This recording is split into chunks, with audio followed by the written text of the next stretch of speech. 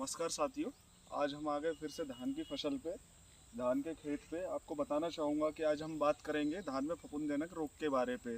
जैसा कि आप जानते हो कि धान में विभिन्न विभिन्न प्रकार के फफूंदजनक रोग रखते हैं और बैक्टीरिया भी लगते हैं।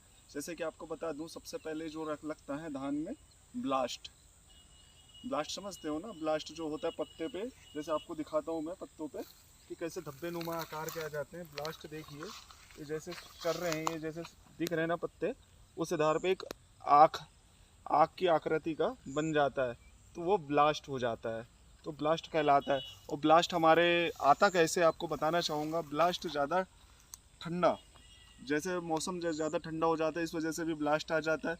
ज़्यादा हम नाइट्रोजन का छिड़काव करते हैं खेतों पे, हम जैसे कि यूरिया ज़्यादा इस्तेमाल करेंगे, नाइट्रोजन किसी अन्य साधन से देंगे, तो उससे भी ज़्यादा ब्लास्ट हो जाता है।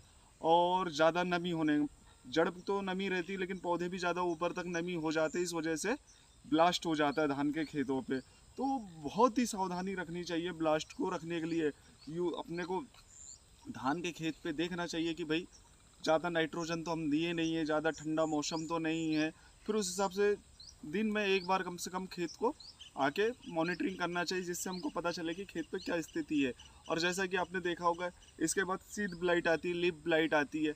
यह एक फफूंदजनक रोग नहीं होता, ये एक बैक्टीरिया रोग होता है, जो एक बैक्टीरिया के रूप में आता है और पौधों को एकदम अलग ही सुखा देता है, ऊपर से सुखाता है। जैसे कि आपको फिर से बताना चाहूँगा कि देखिए पौधों को फिर से ये सुखाना लग जाता है, ऊपर से नीचे तक जाता है, और ये बहुत तेज़ी से फैलता है खेतों पे। लिप ब्लाइट जो है खेतों पे बहुत तेज़ी से फैलता है, और आप देखते देखते में एक तो दिन में पूरा अपना झोंका बना लेगा और पूरी फसल को पैरानुमा आकृति पे कर देगा और एकदम नष्ट कर देगा। इसलिए आप बहुत सावधानी से, जैसे आपके खेत में लिप ब्लाइट आता है, ये फफूंदजन्य रोग नहीं होता, ये सिर्फ बैक्टीरिया रोग होता है। और इसके साथ साथ आपने देखा होगा नेक ब्लाइट।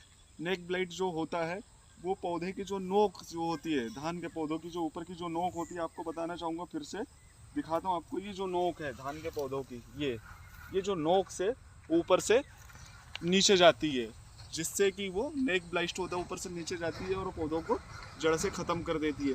आप इसके लिए भी उपचार कर सकते हैं, जैसे कि आपको बताया था ब्लास्ट के लिए। तो ब्लास्ट के लिए भिन्न भिन्न दवाओं आती है, भिन्न भिन्न कंपनियों की। जैसे कि आपको मैं बताना चाहूँगा ट्राइसाइक्लोजोल। ट्राइसाइक्लोजोल डाल के आप ब्लास्ट को कंट्रोलिंग कर सकते हो, और हेक्साक्लोरोजोल का भी इस्तेमाल कर सकते हो, और एजेक्ट्रोमाइसिन का भी इस्तेमाल कर सकते हो।